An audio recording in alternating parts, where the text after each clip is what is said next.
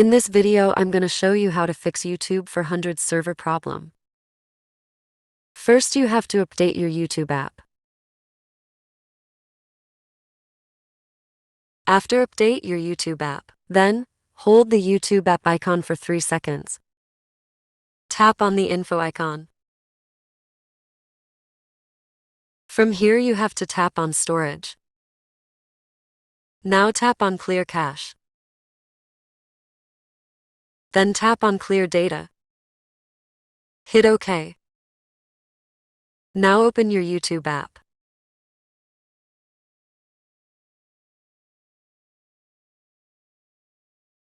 As you can see that my problem has been solved.